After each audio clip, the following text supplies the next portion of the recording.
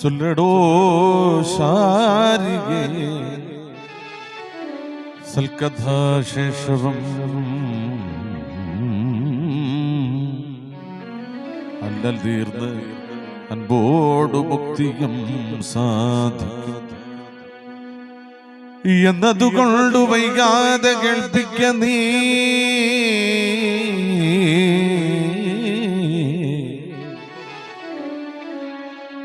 എന്നതു കേട്ടു പറഞ്ഞിതു പൈകിളി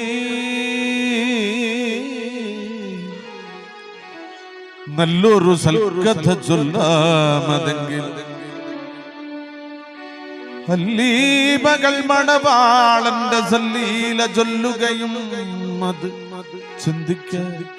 കേൾപ്പിക്ക എല്ലാറ്റിലും മുമ്പ് മുക്തി സാധിക്കുവാനില്ല നമുക്കിനി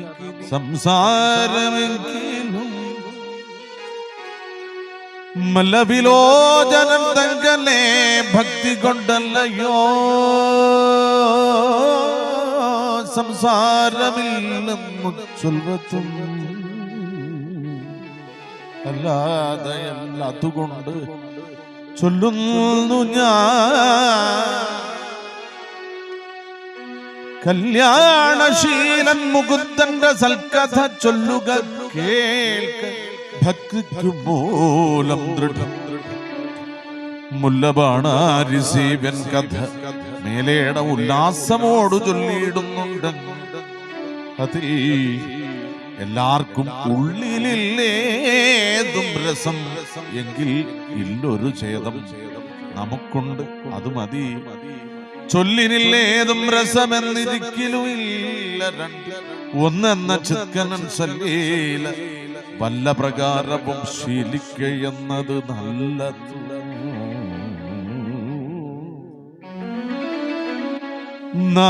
നാരായണനല്ലോ സർവവും എന്നു ചൊല്ലുന്നിതു വേദങ്ങളും മുനിവൃന്ദവും ആകയാൽ ഇല്ലൊരു സംശയം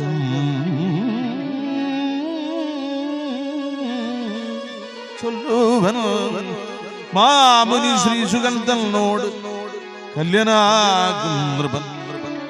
ഭക്തിയൈവ ചോദിച്ചു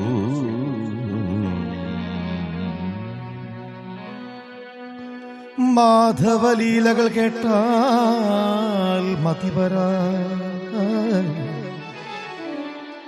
ബോധം വരുത്തും ഹരികഥ സാധുക്കൾ ഭക്തിയാ നിനക്കയും കേൾക്കയും ചെയ്കിലോ ഭക്തർക്കു മറ്റും നിരാശയുണ്ടാകുമോ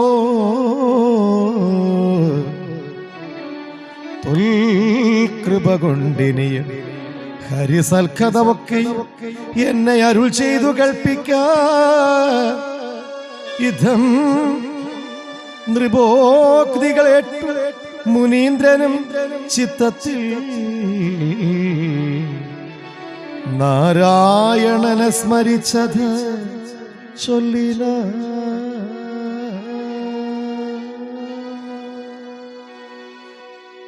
മാധവതുല്യനായി എത്രയും നല്ലൊരു ഭൂസുരനായ കുചേലനും നിത്യം യമനിയമാതി സമസ്തവും ഭക്തിയാ